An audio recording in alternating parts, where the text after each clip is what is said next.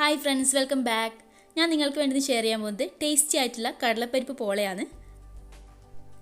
കുറച്ച് ചേരുവകൾ കൊണ്ട് എളുപ്പത്തിൽ ഉണ്ടാക്കാൻ പറ്റുന്ന ഒരു റെസിപ്പിയാണിത്. അപ്പോൾ നമുക്ക് വീഡിയോയിലേക്ക് പോകാം. ആദ്യം തന്നെ നമുക്ക് ആവശ്യമായിട്ടുള്ളത് കടലപ്പരിപ്പാണ്.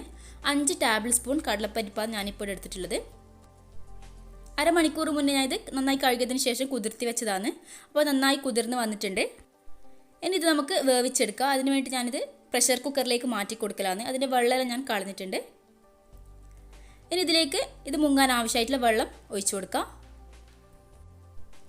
ഇനി ഇത് ഗ്യാസ് അടുപ്പിലേക്ക് വെച്ച് കൊടുക്കാം. എന്നിട്ട് 3 വിസിൽ വരുന്നവരെ നമുക്കൊന്ന് വെയിറ്റ് ചെയ്യാം. എൻ്റെ ചാനൽ ആദ്യമായിട്ട് കാണുന്നവരാണെങ്കിൽ ഒന്ന് സബ്സ്ക്രൈബ് ചെയ്ത് സപ്പോർട്ട് ചെയ്യണേ. തൊട്ടടുത്തുള്ള ബെൽ ബട്ടൺ കൂടി ക്ലിക്ക് ചെയ്തിട്ട് ഓൾ എന്ന ഓപ്ഷൻ കൊടുത്താൽ ഞാൻ ഇടുന്ന എല്ലാ വീഡിയോസ് നിങ്ങൾക്ക് നോട്ടിഫിക്കേഷനായി ലഭിക്കും. അപ്പോൾ ഞാൻ പ്രഷർ കുക്കറിലും തുറന്നിട്ടുണ്ട്. കടലപ്പരിപ്പ് നന്നായി വെന്ത് വന്നിട്ടുണ്ട്. ഞാൻ നിങ്ങൾക്കൊന്ന് കാണിച്ചു തരാം. അപ്പോൾ കയ്യിലെടുത്താൽ ഉടയുന്ന രീതിയിലായിരിക്കണം ഇതിൻ്റെ വേവ്. ഇനി ഇതിൻ്റെ ചൂട് നന്നായിട്ടൊന്ന് പോകണം. ഇപ്പോൾ ചൂടെല്ലാം പോയിട്ടുണ്ട്. അതിൻ്റെ വെള്ളമെല്ലാം കളഞ്ഞിട്ട് ഞാനൊരു മിക്സിയുടെ ജാറിലേക്ക് ഇട്ട് കൊടുക്കലാണ്. ഇനി നമുക്ക് ആവശ്യമായിട്ടുള്ളത് മുട്ടയാണ്. 5 മുട്ടയാണ് ഞാനിവിടെ എടുത്തിട്ടുള്ളത്. അതായത് നമ്മൾ 5 ടേബിൾ സ്പൂൺ കടലപ്പരിപ്പാണ് എടുത്തിട്ടുള്ളത്. അതുകൊണ്ട് തന്നെ 5 മുട്ടയാണ് ഇതിൻ്റെ കണക്ക്. മുട്ടയും ഇതേപോലെ മിക്സിയുടെ ജാറിലേക്ക് പൊട്ടിച്ച് വെച്ച് കൊടുക്കാം. ഇനി ഇതിലേക്ക് വേണ്ടത് പാലാണ്. 5 ടേബിൾ സ്പൂൺ പാലാണ് ഞാനിവിടെ എടുത്തിട്ടുള്ളത്. 5 ടേബിൾ സ്പൂൺ എന്ന് പറഞ്ഞാൽ 1/3 കപ്പ്. അതേ അളവിൽ തന്നെ പഞ്ചസാരയും കൂടി ചേർത്ത് കൊടുത്തിട്ടുണ്ട്. ഞാൻ നല്ല ലൈറ്റ് മധുരമാണ് ഞാനിതിൽ ചേർത്ത് കൊടുക്കുന്നത്. നിങ്ങൾക്ക് മധുരം കൂടുതൽ ഇഷ്ടമാണെങ്കിൽ കുറച്ചുകൂടി ചേർത്ത് കൊടുത്താൽ മതി. 1-2 ടേബിൾ സ്പൂൺ കൂടുതൽ ചേർത്ത് കൊടുത്താൽ മതി. ഇനി ഇതിലേക്ക് ഞാൻ 2 ഏലക്കായ് തൊലി കളഞ്ഞിട്ട് കൊടുക്കുന്നുണ്ട്. ഇനി അതിൻ്റെ പൊടിയായാലും പ്രശ്നമില്ല. ഇനി നമുക്കിതൊന്ന് അരച്ചെടുത്തിട്ട് വരാം. അപ്പോൾ ഞാൻ നന്നായി ഒന്ന് അരച്ചെടുത്തിട്ടുണ്ട്. ഈ ഒരു പരുവത്തിലാണിപ്പോൾ ബാറ്റർ ഉള്ളത്. ഒരു പാൻ ചൂടാക്കാൻ വെച്ചിട്ടുണ്ട്. അതിലേക്ക് 2 ടേബിൾ സ്പൂൺ നെയ്യ് ഒഴിച്ചു കൊടുക്കുക. പശു നെയ്യാണ്. 2 ടേബിൾ സ്പൂൺ ആവശ്യമില്ലേനു. അതിൻ്റെ അടുത്ത് കുറച്ച് കൂടുതലായിപ്പോയതാണ്. 1.5 ടേബിൾ സ്പൂൺ മതി. ഇനി ഇതിലേക്ക് കുറച്ച് അണ്ടിപ്പരിപ്പ് ഇട്ട് കൊടുക്കാം. അണ്ടിപ്പരിപ്പിൻ്റെ കളറിലൊന്ന് മാറി വരുമ്പോൾ അതിലേക്ക് കുറച്ച് മുന്തിരിയും കൂടി ചേർത്ത് കൊടുക്കാം. ഉണക്ക മുന്തിരിയും കൂടി ചേർത്ത് കൊടുക്കാം.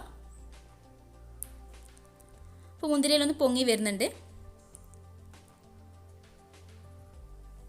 ഇനി ഇത് കോരി മാറ്റി വെക്കാം.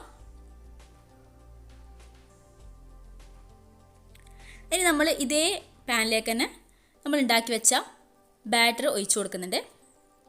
ഫ്ലെയിം കൂട്ടിയിട്ടാണ് ഞാനിപ്പോൾ ഒഴിച്ചു കൊടുക്കുന്നത്. ഇനി ഇതിൻ്റെ അടിയിലേക്ക് ഞാനൊരു നോൺ സ്റ്റിക്കിൻ്റെ തവ വെച്ച് കൊടുക്കുന്നുണ്ട്. നേരിട്ടിട്ട് ചൂട് തട്ടിയാൽ പെട്ടെന്ന് കരിഞ്ഞു പോകും. അതുകൊണ്ടാണ് അങ്ങനെ വെച്ച് കൊടുത്തത്. ഇനി അടച്ച് വെച്ചിട്ട് 15 മിനിറ്റ് മീഡിയം ഫ്ലെയിമിലിട്ട് വേവിച്ചെടുക്കാം. അപ്പോൾ ഇത് റെഡി ആയിട്ടുണ്ട്. തുറന്നു നോക്കാം. അപ്പോൾ മേലെ തൊട്ട് നോക്കിയാൽ തന്നെ മനസ്സിലാവും വെന്ത് വന്നിട്ടുണ്ട്.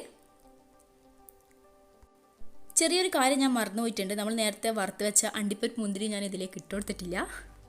അതെപ്പോൾ ഇടേണ്ടതെന്ന് വെച്ചാൽ നമ്മൾ 15 മിനിറ്റാണ് ടോട്ടലായിട്ട് ടൈം പറഞ്ഞിട്ടുള്ളത്. അപ്പോൾ അതിൽ 10 മിനിറ്റ് ആയാലും ഒന്ന് തുറന്നതിന് ശേഷം അതിൽ ഇട്ട് കൊടുക്കലാണ്. ആദ്യം തന്നെ ഇട്ട് കൊടുത്താൽ അണ്ടിപ്പരിപ്പ് മുന്തിരിയെല്ലാം അടിയിലേക്ക് പോകും. അങ്ങനെയാണ് ഞാൻ മറന്നുപോയത്. പക്ഷെ അത് മറന്നുപോയെന്നേ ഉള്ളൂ. ടേസ്റ്റൊന്നും ഒരു കുറവുമില്ല. നല്ല ടേസ്റ്റാണ്.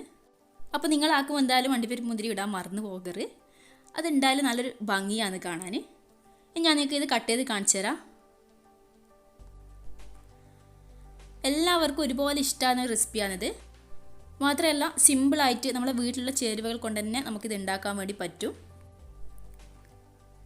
അപ്പോൾ ഇത് നിങ്ങൾക്ക് കണ്ടാൽ തന്നെ മനസ്സിലാവും നല്ല സോഫ്റ്റ് ആയിട്ടാണുള്ളത്.